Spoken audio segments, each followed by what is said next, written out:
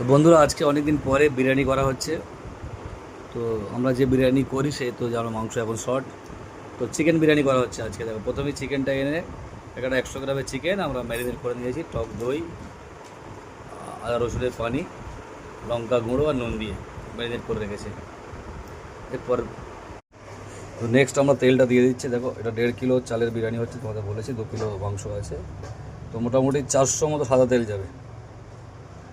তেলটা আমরা দিয়ে দিচ্ছি, এরপর তেলটা গরম হবে। তো মোটামুটি তেলটা গরম হচ্ছে। দেখো, আমরা এরপরে পেঁয়াজটা দিয়ে নেবো। এদিকে চিকেন আমাদের ম্যারিনেট করা রয়েছে, এদিকে আলু আর বিরিয়ানির মশলা সব রেডি আছে। চিকেনটা এবারে আমরা এই পেঁয়াজে বেরিস্তা করবো। তেল হয়ে গেছে মোটামুটি গরম, আমরা দিয়ে দেবো পেঁয়াজ। চলে গেল পেঁয়াজ, এই পেঁয়াজের এখন বেরিস্তা হবে।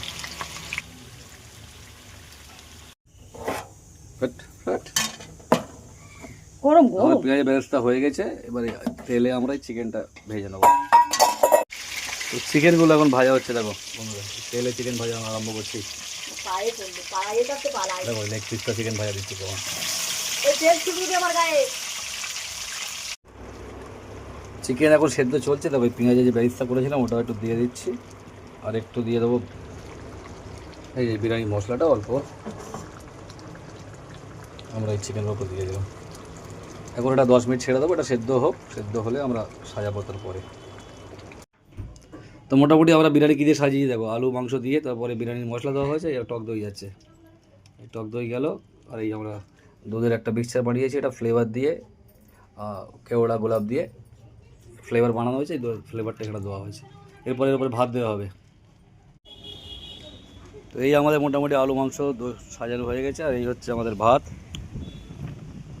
এই ভাত এখন যে চলে যাবে মশলা বিরিয়ানিতে। এই হলো ভাত যাচ্ছে। আমি ভাত তো এই মোটামুটি আমাদের বিরিয়ানি চলে গেছে দমে। দম দেওয়া হচ্ছে, বিরিয়ানি খুললে তোমাদের দেখাচ্ছে। তো ফাইনালি বন্ধুরা, আমাদের বিরিয়ানি দম হয়ে কমপ্লিট। দেখো আমি এটা খুলছি।